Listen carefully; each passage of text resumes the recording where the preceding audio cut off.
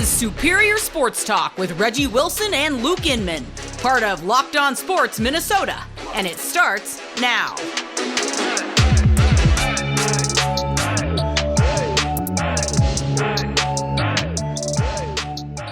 Back in the lab, Reggie and Luke back at it. Another episode of Superior Sports Talk presented by Locked On Sports Minnesota. What's happening, Reggie? What's up, Luke? Man, I cannot believe it's already Thursday. This week is getting away from us, baby. One more day, man. Almost there. TGIF. One more day. Let's grind through this one. Another big lined up today. Getting you all caught up on the final practice of Vikings mandatory minicamp. And, of course, Twins beat the Yankees last night. Am I reading that right? Twins beat the Yankees 8-1.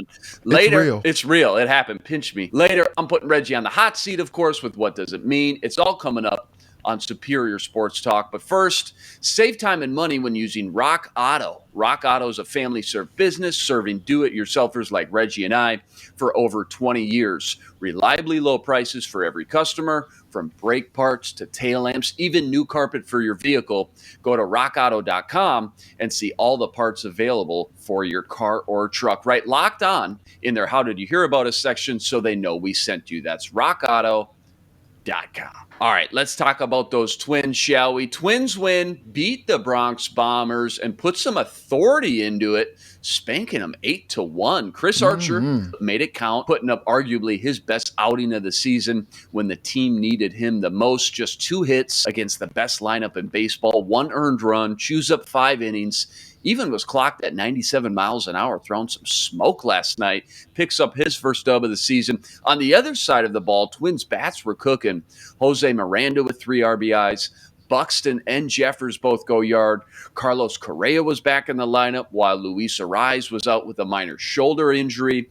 Reggie, for the first time in weeks, months, maybe all season, it just felt like this Twins team had it all going at the same time. A total, complete team game, top to bottom. And if this is what they can do when fully healthy, watch out. I mean, if you think things have been fun to this point, we may be only scratching the surface here of their true potential.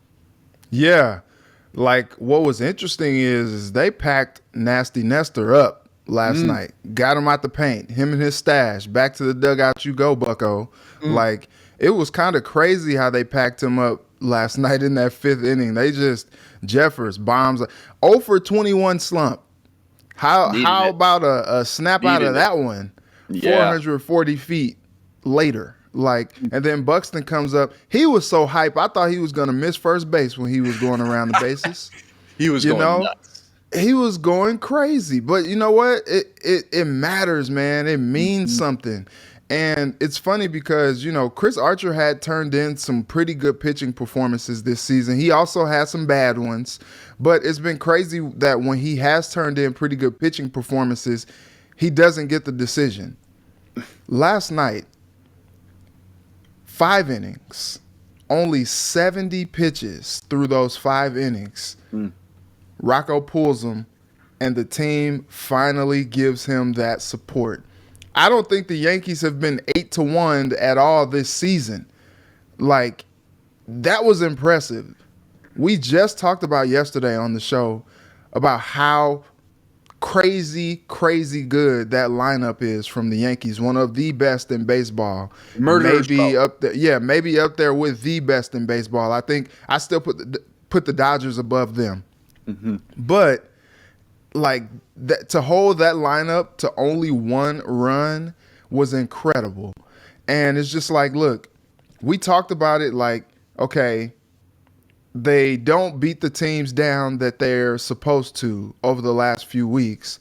But then they go ahead and go to Toronto. They take 2 or 3 from them.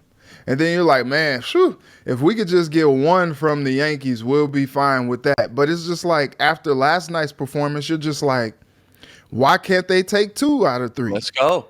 Why can't they? And it's just funny because they put the recipe for success out there. And I think what we have found out and what we are finding out is that the Twins have a team full of gamers. They are not afraid of the opponent that they're taking on because they're like, look, they put their pants on just like we put our pants. They lace their cleats up just like they got big bats. We got big bats too. You know, like we can hang, we can compete. And I think the worry really for the Twins fans was probably like the pitching. You know, they come out yesterday with Cole Sands and he gets roughed up a little bit. And you're just like, well, I don't know. Maybe they could try to see if they can beat them like 10-9. And you're just like, wow, like you had a pretty good pitching performance from top to bottom. And they're able to beat the Yankees, the dreaded Yankees. They beat them. And I'm looking forward to seeing what happens tonight. You mentioned Buxton just getting Jack fired up after that home run. And we know analytics is just taking over baseball and almost all of sports now. But, you know, a lot of old school fans, the elderly statesmen, if you will argue there's something about analytics that you just can't put your finger on when it comes to the human element of the game. This game's full of emotions. And who knows, maybe this was just the little bit of burst that this team needed to put a statement game out there on the Yankees, the New York Yankees, the best team in the league, like that 8-1 last night. Maybe we see a little bit of ripple effect and see this team start to play with a little bit of emotion. And now that we're, you know, 2-3, almost 3 months into the baseball season, really start to put it all together, because that's what they did last night. And that's what fans have been asking for the pitching and the hitting and the coaching, if you will, to put it all together consistently night in and night out. And by the way, just imagine too, when you get a rise back in that lineup with Buxton and Correa for a few weeks, top of that order, just busting out with potential, not to mention getting Joe Ryan back here. Got to be any day now. ESPN's power rankings came out today. Twins dropped one spot out of the top 10 to 11. The article notes no other team in the league, not one other team, has had to deal with more injuries than your Minnesota Twins. 24 different injuries, including 5 starting pitchers: Kenta Maeda, Chris Paddock, Joe Ryan, Sonny Gray, Bailey Ober. Whether it's being, you know, shelved for the entire season or hitting the COVID list or just banged up here or there, every team loves to complain about the injuries they've been dealt with, but when it comes to the Twins, no one is more justified. Despite all this, Twins remain atop of the AL Central, where they've resided since April 24th. Quick thoughts on the power rankings themselves and the plethora of injuries the Twins have gone through. It's a testament to the Twins. You know, I think that is something that is really, really cool about what's going on, is they've taken this next man up mentality to the nth degree, you know. And it's also a testament to the grit of this team. They came out to start the season and you're just like, oh, here we go again. With these darn Twins, this is going to be a long season. And then they put together these winning streaks. They go on these runs, and all of a sudden, you know, you're up there talking about the Twins as being one of the better teams in baseball. And I think that is, I mean, shout out to them for that, because coming into the season, you're just like, well, I know the bats are going to be there. They went and got Correa. You know, they brought Sanchez over. Urshela, I'm not sure that people thought that they were going to get what they've gotten out of him so far. And, you know, Luis Ariz, I'm sure they didn't see that coming. Nobody really did, I'm sure. And they are doing their thing. And what's cool about it is they got Correa back from the COVID list. I think Joe Ryan is scheduled to make his rehab start any day now. It might be tonight. And then all of a sudden now you're going to get him back after a long stint on that COVID list. Maybe they're going to start to get healthier a little bit. And then that just kind of rides that momentum into the next one, because what's been tough is it's been a pretty patchwork starting rotation. They have still not figured out everything that they could about the bullpen as well. But they've been finding ways to win these games. It's just like, I don't know how they're doing it, but they're doing it. And you lose Chris Paddock to start the year, and you're just like, dang, like we were counting on him. We're already thin as it is. And it's just like, yep, next man up. Yep, Devin Smeltzer. Yep, throw him out there. Yep, he can get it done. Yep. Next. It's just up. Like, who else? Who else? You know, they signed Aaron Sanchez. You know, it's not going to be very long before they probably put him out there. Hey, man, let's see what you got. Hey, we had Nash Walker on just a few days ago. Remember, we asked him, Nash, what's the secret sauce here? What's been the difference from last year to this year? Depth. Plain and simple, it's been the depth. How could you not? You don't have 24 injuries and end up in first place in your division without a lot of depth. So shout out to Nash Walker there. Other quick rankings and notes from the power rankings. Yankees 1, Dodgers 2, Mets 3. Tampa Bay Rays 9, who the Twins will see next, but maybe most noteworthy, the Guardians jump up 4 spots to 14 and leapfrog the White Sox, who dip down to 16. We've mentioned the Sox yesterday taking a big one from the Dodgers 2 nights ago. They end up losing last night, but we've all just been kind of waiting for them to turn it on, I guess. They're 4-6 in their last 10, while the Guardians are 7-3. They're really starting to turn it around. They're starting to heat up. All this time, fans figured it would be the White Sox that were the biggest threat to the Twins, but what are the chances it's actually, in fact, Cleveland Twins team should be worried about? I don't know. I really don't know what's going on with the White Sox, but for some reason, I just continue to think that they are going to find a way to turn it around. You know, Tony La Russa is going to get those guys in there, and he's going to figure it out. I mean, he has all kinds of experience with baseball teams. Like, he knows the secret sauce. He knows the winning recipe. So I do feel like the Sox are going to go on some type of a run this summer and make it interesting. But I don't know. Maybe I haven't seen enough of the Guardians to just think that they will. I mean, it is impressive what they are doing, but I just don't know. I don't know. I don't trust them. When you look at the White Sox lineup, you just sit there and you go, there's just too much talent on this team for them not to eventually start to heat up and go on some sort of run. But again, it's just been 2.5, almost 3 months now. And it's like, if not now, then when? I mean, they're starting to get a little bit more healthy. And again, just seems like so much talent that eventually they'll just start to compete at a higher level that I think a lot of fans were waiting for and predicted at the beginning of this season to ultimately end up winning this division from a lot of MLB experts. Twins currently up 4 games on the Guardians, 5 on the White Sox. Big win last night. Twins need to keep it rolling with a tough schedule still looming. Game 3 tonight versus the Yankees for the series. Another 6:40 p.m. first pitch in the backyard here at Target Field. Garrett Cole squares off against Bailey Ober for the rubber match. Rest assured, Reggie and I will be here tomorrow to break all that down. Coming up, we're talking Vikings minicamp practice, and later I'm putting Reggie through the gauntlet with what does it mean. But first, our partners at BetOnline continue to be your number one source for all your betting needs. Find all the latest odds, news, and sports info, including this year's basketball finals, Major League Baseball, fights, and even NFL futures. Hey, Reggie, throw a 20 spot on the Twinkies for me, will you? Come on, I'll pay you back. Come on, man. I'll pay you back. You know I'm good for it, man. Head to the website today or use their mobile device to learn more about the trends in action. Bet online. It's where the game starts. All right, well, Vikings entered their minicamp early, taking the final day off today as they get a nice long 6-week break before clocking into training camp at TCO at the end of July. We'll get into some soundbite quotes from Kirk Cousins here in a second, but first, CBS Sports highlighted the best offseason move from each NFC team.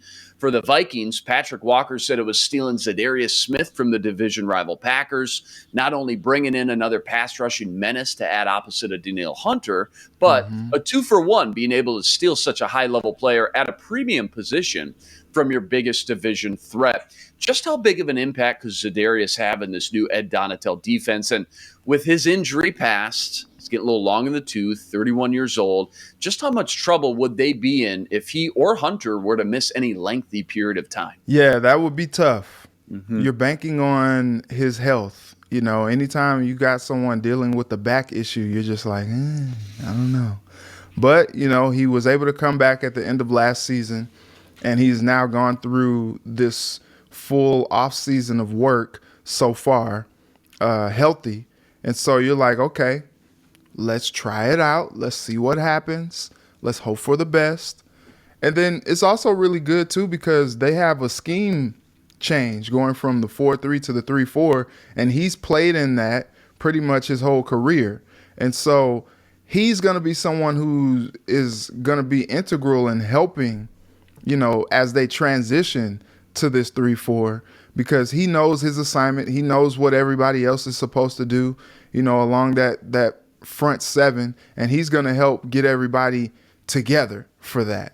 And I think, you know, him being able to have kind of like a on-the-job training, not that Danielle Hunter needs to be trained for anything, but him being able to be out there and show by example of what to do on that edge as they stand up from putting their hand, as Danielle really stands up from putting his hand on the ground the last few years, I think is going to be really crucial to their transition into this new scheme. Hunter's always had that veteran presence. You're right. Like Everson Griffin was always the guy he looked up to. So still having somebody like Za'Darius Smith, and not to mention they bring over the linebacker coach from the Packers, Mike Smith. So Za'Darius is already feeling warm and welcome at his new home, very comfortable with that linebacker coach that he had and worked under in Green Bay and Mike Smith. Yeah, and so I think you're looking at two guys who are going to be some game wreckers if they are healthy. And that is a scary thought for the rest of that division and really the rest of the NFC when you talk about their contention for the playoffs and them having to, teams having to come through Minnesota to get to where they're going to get. I think Minnesota's going to make it very hard for all of these other teams when they play. Like, it's not going to be a very easy game when the Vikings come to town or when they come to town to play the Vikings. Everybody's just, but if they can stay healthy. But it's true. There's definitely some serious injury concerns, some injury past, so it's warranted. Yeah. I mean, they do need to stay healthy, but it's hard not to get pretty excited when you just look at the talent when healthy, if they can stay healthy, play a full slate, 17 games, whatever it may be. As far as the rest of the division, the article says the best move for the Packers was bound down to Aaron Rodgers, paying him off, retaining him for the next few years. The Lions, it was signing wideout DJ Chark, adding more speed into the offense for Jared Goff. And for the Bears, well, it was just not trading away Robert Quinn. Good job, guys. Retain one of your best players.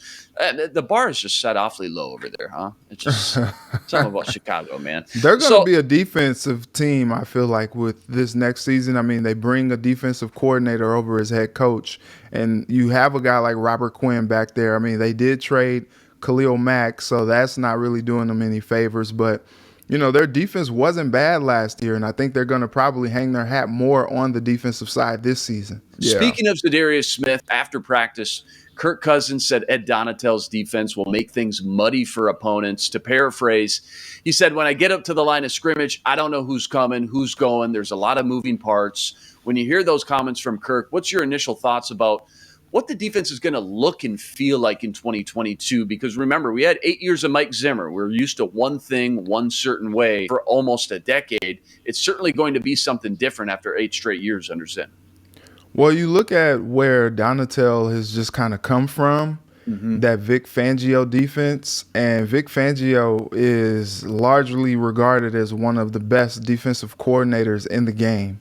And Ed Donatell was with him, and they were just cooking up just some fire, cooking up some goodness, giving offenses fits, especially in that loaded AFC West that he was coming from. Like, that defense was one of the best defenses in the league. And the offense just couldn't match up with him. But him coming over now without Fangio, but now he has a collaborative type of thing going on with Mike Pettin being there, Mike Smith being there, all these guys kind of like creating like a meeting of the minds. And I think the cool thing about Ed Donatell is he's not one of those like old stubborn guys. Like, even though he's kind of an old wily guy, he's still in the position where he's like, look, I'm still trying to learn.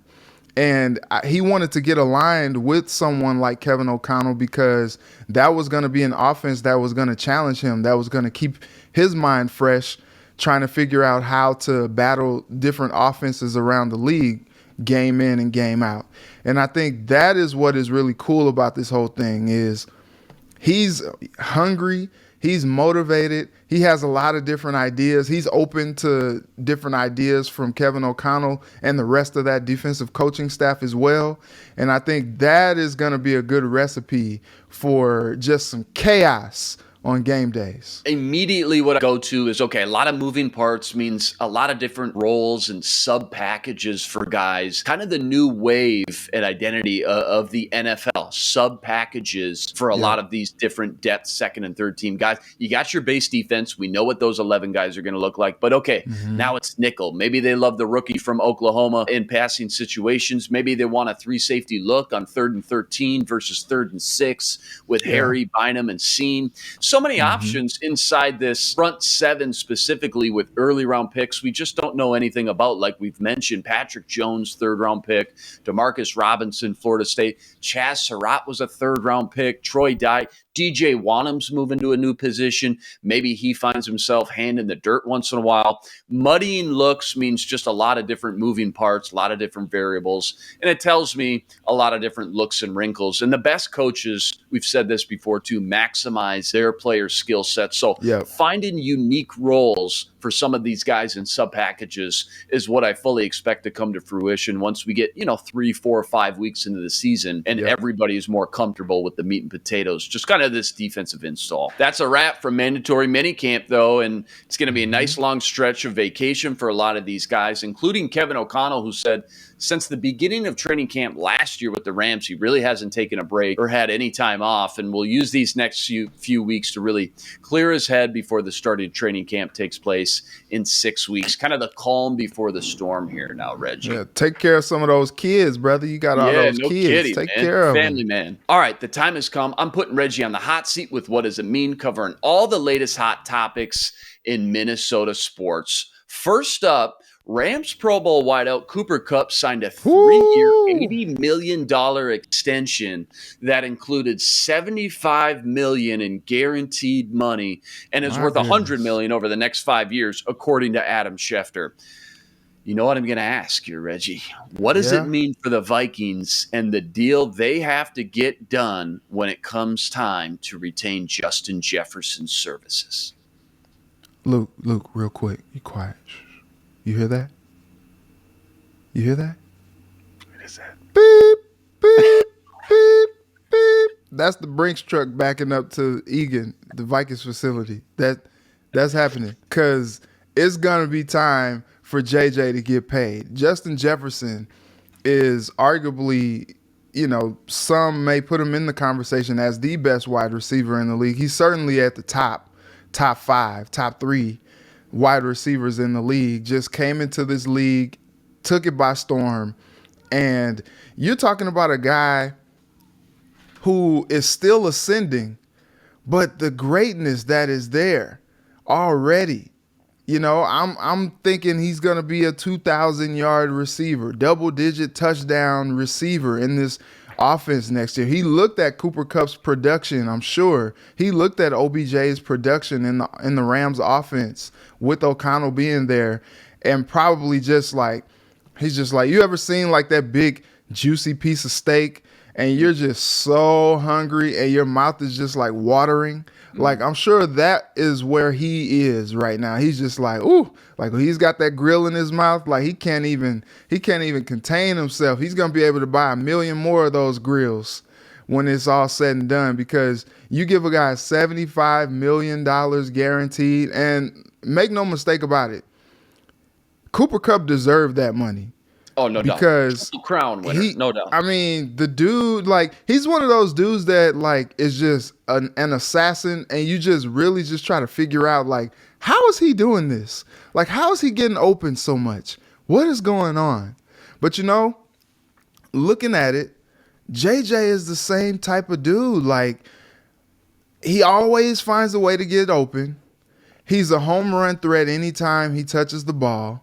Like, the dude just gets it done. And he is literally, like, I think he got robbed when it comes to first team All-Pro. They gave it to Debo, and they accounted for Debo's rushing yards and all that stuff. When Debo is saying now that he doesn't even like doing that. But that helped him earn that All-Pro status. And now, he's trying to get traded away from the 49ers and get a good deal. But it's just like, look, get it how you live, bruh. Because pretty soon, they are going to have to pay. And also, they could take a page out of the Rams book, because I don't know how the Rams are able to afford all these guys. They're still talking about they want to sign OBJ to a deal as well. And my thought is, where are you getting this money from? Is What the type cap of real? Is this a real thing? Obviously not with them. I don't know if they call Roger up. Hey Roger, so we need a little bit more money. We got to keep our guys, man. Roger's like, I guess. Fine. Here you go. Don't tell everybody else though, but here's a couple more $1 million just to help you guys out. You know, it wouldn't be the first time that, you know, the whole I'm not even gonna go there. But I think it's crazy. It seems like the Rams are printing money at this point. And so Kwesi, I know he's a numbers guy, he's a money guy, manipulating the cap and all that good stuff, but they have to find a way. What luxury that they have that they were able to trade away Stephon Diggs and then draft Justin Jefferson. Like, we've seen it recently where these receivers have come into the league and set the league on fire. But we've also seen on the flip side of it where these guys come into the league and you're like, oh, okay, we're still kind of waiting on them to really like make a splash. And that could have been the case with Justin Jefferson. Obviously, that's not the case. The dude is a bona fide superstar in this league.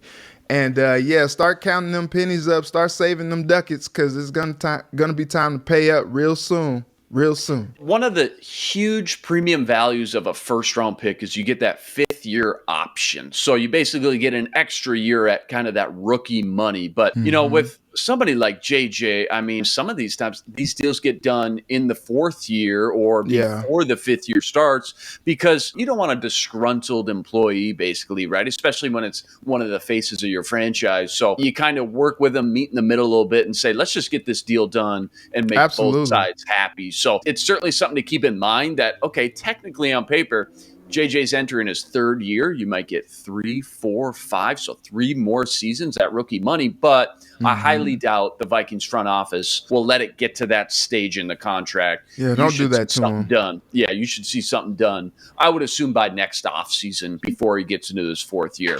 All right, next one. What does it mean? The Boston Celtics use their home court advantage to hold off the Warriors and take Game 3, 116-110. What does it mean when it comes to the more concerning loss? Steph Curry in the final few minutes of Game 3 or losing Game 3 itself, now being down 2-1. Thoughts on the series as it stands now? Oh, the loss of Steph Curry is definitely concerning because, like, he walked away limping, you know, after Al Horford just put his whole big body on him. What are you doing, my guy, going for a loose ball like that? Like, the game was pretty much over at that point anyway. The Warriors were just trying to, like, figure out if there was a way that they could try to come back at all. But that game was toast anyway. And so, you know, give it to Horford for the effort, but, like, you just probably injured their superstar. And without Steph, they are nothing. Because in those stretches yesterday when Steph was in foul trouble and he was out of the game, the Warriors had nothing. And you like to think that Jordan Poole would step up, but he didn't have much last night either. And it's just like you can't really count on him. Like, he had a great Game 2, but then Game 3, not much going on. And then who else are you going to count on? I mean, Klay quietly had a pretty good night, but Klay Thompson is not the same Klay Thompson that we saw before the ACL, and especially not before the Achilles as well. Like, he just doesn't have that same burst, that same explosion. He's not the same guy. You know, he's Klay. You know, he can still hit you some crazy shots, but, like, it's just something's just off, you know? And they kind of look like that team that, you know, they beat the Bulls record that year. And it was like, they're a good team. They play with good flow. But when you go ahead and go against these teams, I should say, that have, you know, these weapons, these superstars that can just go get a bucket. I mean, Jaylen Brown kind of does the Giannis thing several times a game where he's just like, you know what? I'm not passing this. I'm going to back up, dribble back, reset, and then I'm going full speed ahead to the basket. You try to stop me. And more times than not, it happens. It works out. Jason Tatum, crazy acrobatic shots that he gets in ISO one-on-one situations. The Warriors don't have a guy who can do that.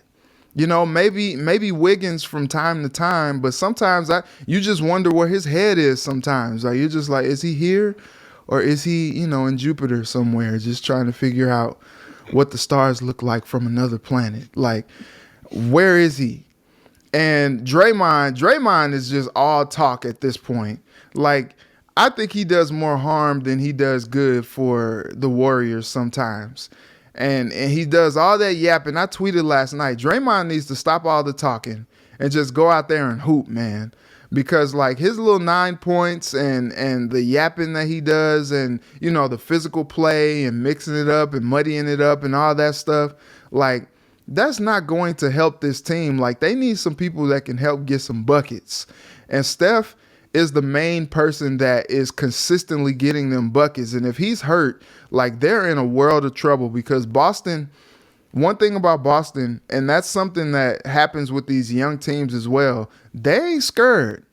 Like, they're like, look, you could come and, try to push and maybe play a little bit dirty and, try to talk and, try to get in our heads. Look, we're going out here and we're about to bust your behind. Come do something about it.